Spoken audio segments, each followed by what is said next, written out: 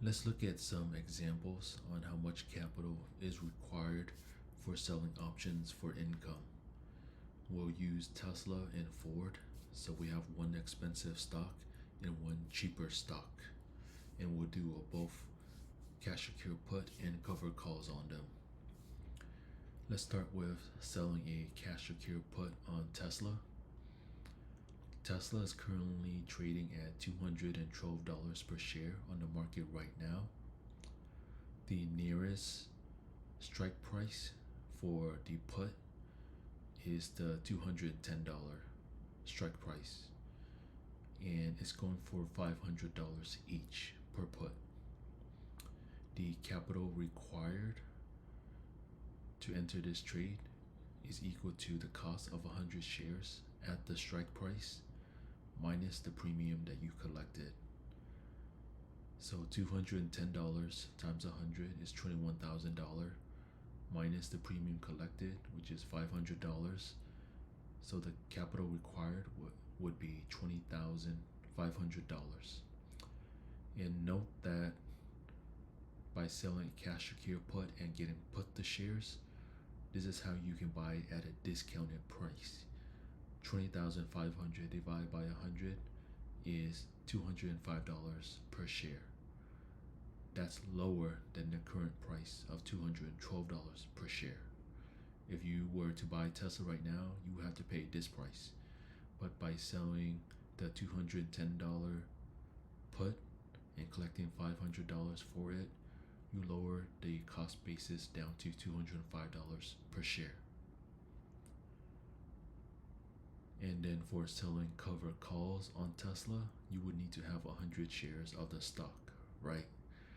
You need to have 100 shares first before you can sell a covered call on it.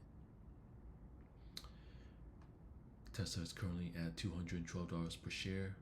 If you buy 100 shares, that's $21,200. And then you can sell one covered call on it. Okay, on to Ford.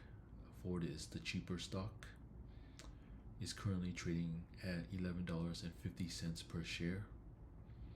And the nearest put with the $11 strike price is going for $100 total.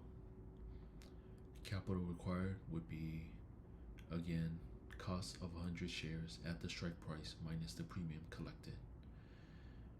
$11 strike price times 100 is $1,100 minus the 100 that you collected, and the capital required here would be $1,000, and that's it.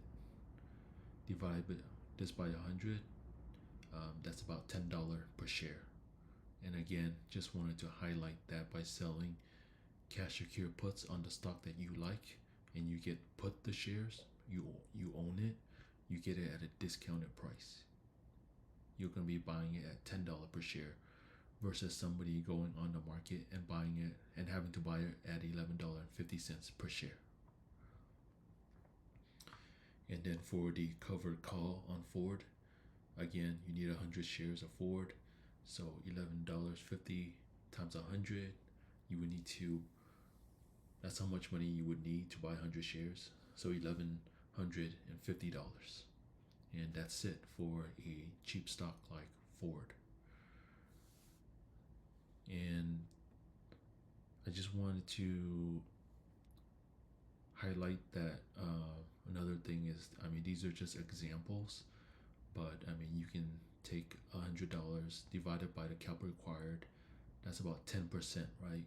And if this put is expiring in 30 days, that's a 10% return in 30 days. If you annualize that, that's about 120% return in 1 year if you do it for a 12-month straight, right? And that's how you should look at it, right? How much money you're making for holding this. If it's 30 days, so that's your return in 30 days, and then you can annualize it. So that'll give you a way to compare it to investing into, comparing it versus investing in something passive as an index fund. So the bottom line is you of course would need capital to do this venture, and depending on the stock that you're doing, that will determine how much capital you need. If it's something that's expensive like Tesla, then you would need more capital to enter the trade. But if you sell it on something that's cheaper like Ford, then you would need much lesser capital. And again, the 10% return on here is just an example. I mean, up here, $500 and needing $20,500, that's about 2 to 3% in 30 days. I'll go over some of the factors that can juice up the option premium so you can juice up your returns.